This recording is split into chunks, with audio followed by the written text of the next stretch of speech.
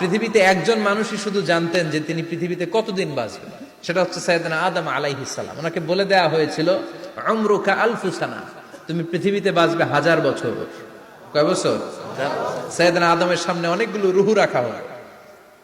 সাইয়েদনা আদম বললেন, এরা কারা? আল্লাহ বললেন, এরা হচ্ছে নাসালুক, তোমার বংশধর, পৃথিবীতে তোমার পর এরা পৃথিবীতে আসবে। সাইয়েদনা আদম বললেন, আল্লাহ ওই যে একটা রুহু দেখা যায়, এটার নাম কি? আল্লাহ বললেন, হাদা ইবনুকা দাউদ, এটা তোমার ছেলে দাউদ, সে দুনিয়াতে নবী হয়ে আসবে, তার ছেলে সুলাইমান নবী হয়ে আসবে।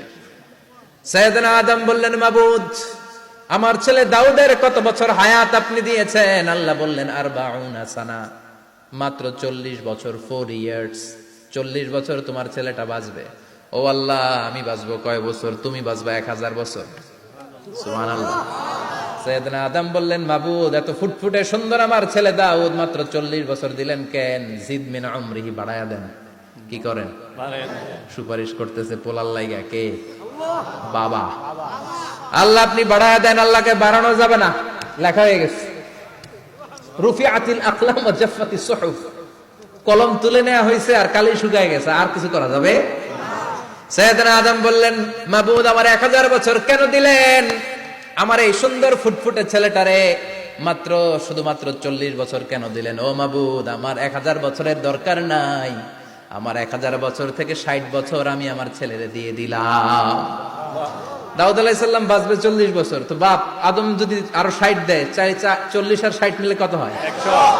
ভালো হিসাব বোঝে, 100। আর আদম আলাইহিস সালাম পেয়েছিলেন 1000 বছর, 60 কমে গেলে রইল কত? 940 বছর পৃথিবীতে থাকার পরে মালাকুল মাউত চলে এসেছে। কারণ এটা on time, the death will come on time, it never late, কখনো দেরি হয় না। আল্লাহ বললেন, লিকুল্লি উম্মাতিন আজালুন ফাইযা জাআ আজালুহুম লা ইস্তাখিরুনা সাআতান ওয়া লা ইস্তাকদিমুন। মৃত্যুর একটা নির্ধারিত সময় আমি বেঁধে দিয়েছি, অন টাইম, অন টাইমেই চলে আসে, 1 সেকেন্ড আগেও আসবে না, 1 সেকেন্ড পরেও আসবে না। 940 বছর বয়সে মালাকুল মাউত এসে হাজির, এসে বলল, জিইতু আন আকবাদা রূহাক, রূহ কবজ করতে আসছি। আদম আলাইহিস সালাম বললেন, রূহ কবজ করতে আসছো মানে? আমি বাঁচবো তো 1000 বছর। কয় বছর? মালাকুল মাউত বললেন, না না, ওই যে আগের কথা স্মরণ করেন, আপনি 60 বছর দিয়া দিয়েছিলেন। কয় না, আমি দেই নাই, আমি আরো বাঁচুম, আরো 60 বছর পাওনা আছি, আমি দেই নাই। মালাকুল মাউত বললেন, আপনি দিয়েছেন? আদম বলে, দেই নাই।